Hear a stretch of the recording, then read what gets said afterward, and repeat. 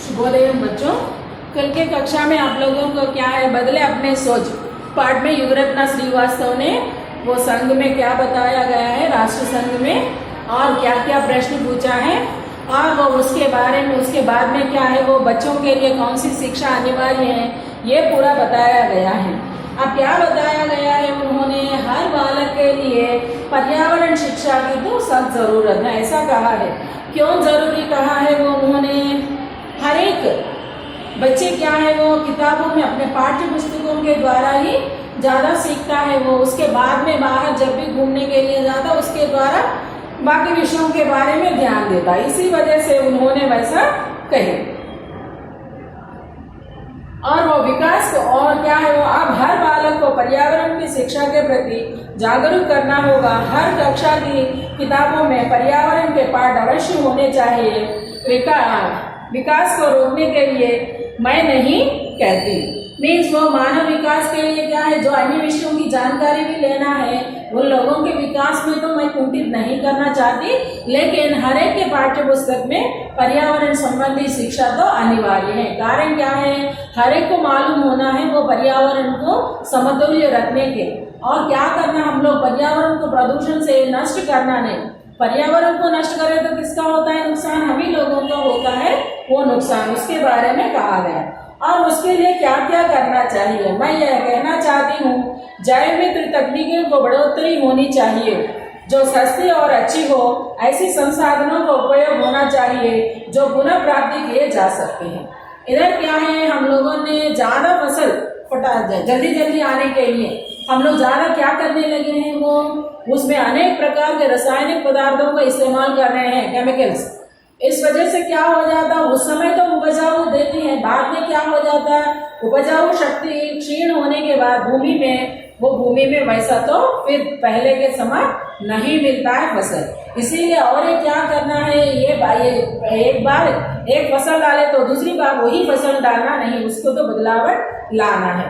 और ऊपर से क्या है, पुराने जमाने में क्या है, खाद तो खुद तैयार किया जाता था, गोबर इन सभी, लेकिन आजकल क्या करने लगे हम लोग, वो रासायनिक पदार्थों को ज्यादा इस्तेमाल किया है, ये पूरा नहीं होना चाहिए। और क्या है, वो उन लोगों को हर एक जो सस्ती और अच्छी हो, जैव मित्र तकनीकी को इस्तेमाल करे तो वो तकनीकी की वजह से क्या हो जाता है, वो सस्ती में भी मिलता है और अच्छी भी है। और हम लोग क्या करना है, हर एक जगह में ऐसी संसाधनों का उपयोग करना।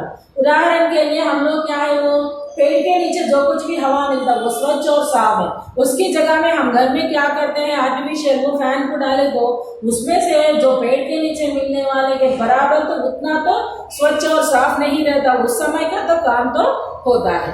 उसकी जगह में हम लोग क्या है, वो पेड़ पौधों को काटने की वजह से ज्यादा गर्मी का अनुभव कर रहे हैं। इस वजह से हम लोग एयर कंडीशन हॉल में, ये भी क्या है, वो एक समय तक हम लोग उस समय का सुख का आनंद पाते हैं, लेकिन बाद में वो उससे मिलने वाले अनेक प्रकार की कठिनाइयों को तो सामना करना पड़ता है, बीमारियों का कारण भी हो सकता है।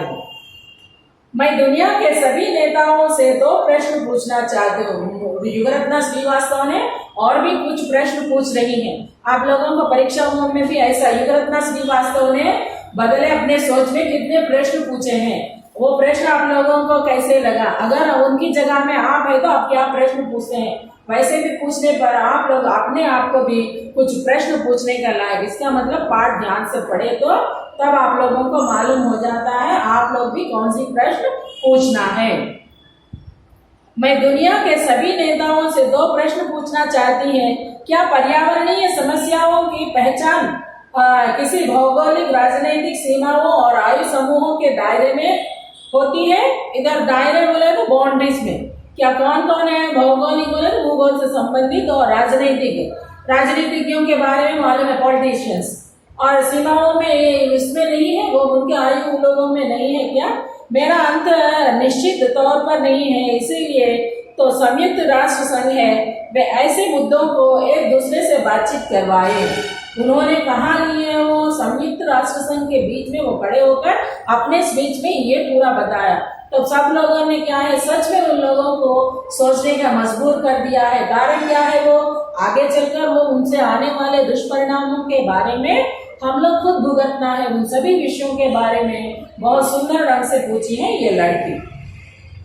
इस बातचीत में बच्चों और युवकों की आवाज भी शामिल की जाए, और इसमें क्या है वो खाली एक से नहीं होता है, सभी लोग इसमें बातचीत करें, संवाद करें और उसमें आने वाले बुरे परिणामों के बारे में बताएं। और कुछ अच्छे परिणाम भी होते हैं, कुछ बुरे परिणामों का असर ज्यादा होने की वजह से उसके बारे में तो जरूर जिक्र करना है, ऐसा कही है। और इसमें क्या है, खाली बड़े लोगों तक सीमित नहीं है, छोटे बच्चों से लेकर युवा अवस्था और सभी लोगों को इसमें भागीदारी बनाना है, वैसा मांगी हो।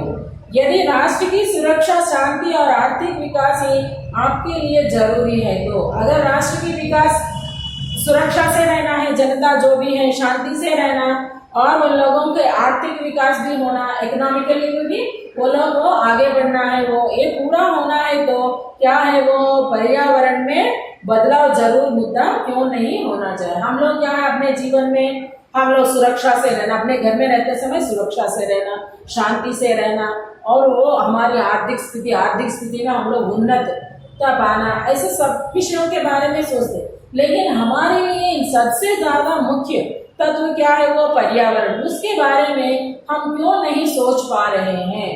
अगर हम लोगों ने घर के आंगन में पेड़ है तो ज्यादा पत्ते और नीचे गिरे तो क्या करते हैं, अरे इसकी वजह से हम लोगों को बहुत परेशानी हो रहा है, इसको काट डाले तो अच्छा है। लेकिन वो उससे तुम्हें कुछ भी तकलीफ नहीं है, वो खुद उसके पत्ती से क्या है वो अपने भूमि में अब खुद खाद तैयार कर रही है और तुम्हारे लिए खाने के फल देते हैं, स्वच्छ हवा देते हैं, और तुम्हें क्या है एयर कंडीशन में ना बैठकर उस पेड़ के छांव में बैठे तो तुम्हें क्या है वो सुकून भी मिलता। इतना देने वाले उनके प्रति, उस पर्यावरण के प्रति हम लोग क्यों इतना लापरवाह से व्यवहार कर रहे हैं।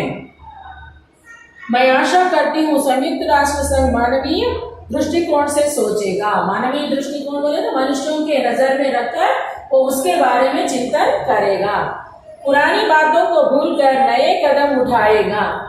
इसका मतलब पुराने बातों को भूलने की जरूरत है, पुराने के पूरे बुरे नहीं है, नए के पूरे अच्छे भी नहीं है। हम लोग क्या करना है वो पुराने बातों में से भी अच्छा लेना है और नए बातों में भी अच्छा लेना है। जो भी हमारे लिए जरूरत नहीं है उन विषयों के ओर तो ध्यान नहीं देना है। और क्या बताया गया, अब हमारे हाथ में केवल वर्तमान और भविष्य है। अब हमें कुछ ऐसे करना होगा जिससे भविष्य का संरक्षण हो। अब हमारे में क्या है वो जो बीत गया है उसके तो हम लोग बदल नहीं सकते, वो तो हो गया सो हो गया, वो हो गया। इसीलिए क्या करना है हम लोग अब आगे भविष्य के बारे में सोचना।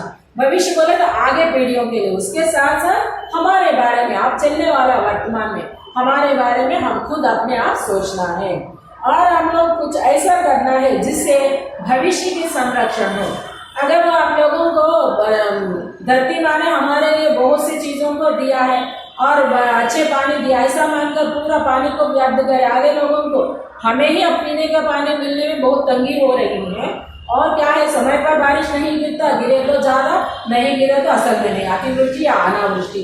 अगर फसल काटने के समय आया, अतिवृष्टि की वजह से पूरा सड़ जाता है या मुरझा जाता है या खराब होता है, ऐसा होने लगी है। इस वजह से आजकल देखो कितना भाव भी बढ़ गया है ना। ये पूरा होने के कारण क्या है, समतोल्यता होने की वजह से हो रहा है। और ये हम लोग क्या करना है वो भविष्य के संरक्षण करना हम सबका कर्तव्य है, ये पूरा कहा है। आदरणीय नेतागण, जब आप कोई नीति बनाए तो हम नादान बच्चों के, लुप्त होते जानवरों के बारे में भी सोचो। आदरणीय नेतागण, उन लोगों को रेस्पेक्टेड सर बोलते हैं आप लोग, वैसा वो सभा में रहने वाले नेता लोग, लीडर्स के लिए उन्होंने कहा है। क्या कहा है, कोई नीति बनाए, कोई भी आप लोग प्लान बनाए तो नीति से संबंधित बोल। और क्या करना है, हम नादान बच्चों बोले तो हमें कुछ भी नहीं मालूम है, हम अबोध हैं, ऐसे बच्चों के लिए और उसके साथ साथ लुप्त होने जाने वाले उन प्राणियों के लिए। जानवर भी क्या होने लगा, धीरे धीरे कुछ जानवर तो गायब होने लगे हैं। चिड़ी देखो, स्पैरो क्या है वो, पहले तो इतना झुंड के झुंड दिखाई देते हैं, आजकल झुंड कहाँ है, झुंड तो निकल गए हैं, एक दो ही हम लोगों को को दिखने का हो रहा है। कारण क्या है? वो तकनीकी बढ़ने की वजह से, हम रात के समय में भी दिन के बराबर करने की वजह से अनेक प्राणी कोटि भी उसके नुकसान तो भुगत रहा है। क्या है? वो एक जमाने में क्या हो जाता, शाम होते ही वो अंधेरा छा जाता है, उसको मालूम होता। लेकिन आजकल क्या हो गया है, वो सुबह और शाम एक ही समान है। हम लोग अपने जीवन में भी क्या है, वो नई संस्कृति को अपना रहे हैं। इन सभी की वजह से क्या होने लगी है, वो समय पर सभी कार्य नहीं हो रहा है। इसकी वजह से हम लोगों को क्या होता है, वो लाभ से ज्यादा नष्ट ही ज्यादा होते हैं। और वो ऊपर से क्या बताया गया है, वो महात्मा गांधी जी ने कहा है, धरती के पास सभी की आवश्यकताओं की पूर्ति करने की क्षमता है। धरती माँ में क्या है, वो हम सभी के लिए, आगे पीढ़ियां जितने भी आने लो उन सब के लिए उसके पास तो क्या है, वो अपार भंडार है। तो भी हम लोगों ने क्या है, किसी लालच के कारण हम अपने लालच की पूर्ति करने के लिए उन संपत्ति को जरूरत हो या नहीं, उसको तो खुदाई करके उसको पेट खाली करने के लिए कोशिश में है। लेकिन ऐसा करने से उससे परिणाम भुगतने वाला कम है। एक जन्म की लालच बहुत लोगों की क्या है, नुकसान के वो संकेत कर रहा है। ऐसा तो हम लोग करने का मौका तो नहीं देना है। पक्षी आसमान में उड़ता है, मछली पानी में तैरती है, चीता तेजी से दौड़ता है, लेकिन ईश्वर ने हमें वरदान के रूप में सोचने के लिए बुद्धि दी है। बुद्धिजीवी कहा जाता है बुद्धि से सोचने वाला, अपनी बुद्धि से सही या गलत को परखने वाला। लेकिन आज के मानव में क्या है, वो बुद्धि की कमी हो गई है। कारण क्या है, वो जैसा व्यवहार कर रहा है दूसरों के साथ, हम लोग किस दायरे में रहना है, किस सीमा में रहना है, वो तो भूल गया है। भूल कर क्या करने लगे, जानवरों का बर्ताव करने लगे। अब जानवर क्या करने लगे, मनुष्यों के समान व्यवहार करने लगे। ये पूरा बदलावट होने के कारण क्या है, हमारे विचारों की श्रृंखला में उतना बदलावट तो आए हैं। असल में भगवान क्या दिया है, छोटी सी चिड़ी देखो, आसमान में स्वेच्छा पूर्वक जहाँ चाहे तो वहाँ उड़ सकती है।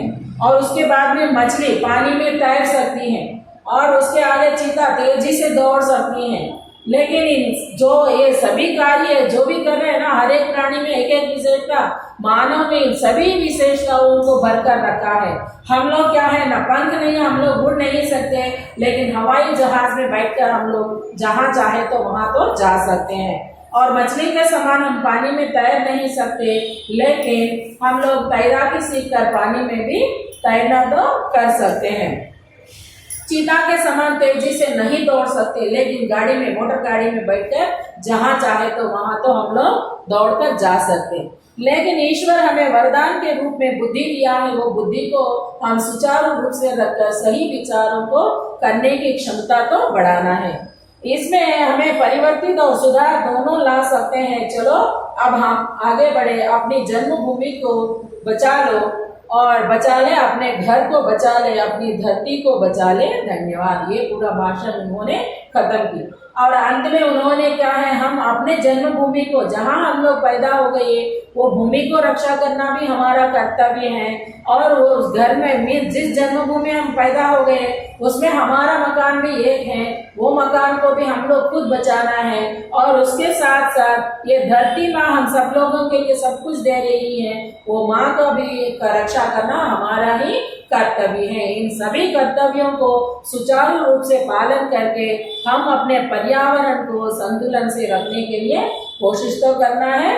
हमारे साथ साथ जीवो और जीने दो, हम लोग खुद जीना है और दूसरों को भी जीने के लिए मौका तो देना है। यह है आज का आपका पाठ। एक बार पूरा ध्यान से पढ़िए, जो भी समझ में नहीं आए तो लिख कर रखिए। और यह है यहाँ तक समाप्त करती, कल की कक्षा में बाकी विषयों के बारे में जानकारी देती। धन्यवाद बच्चों।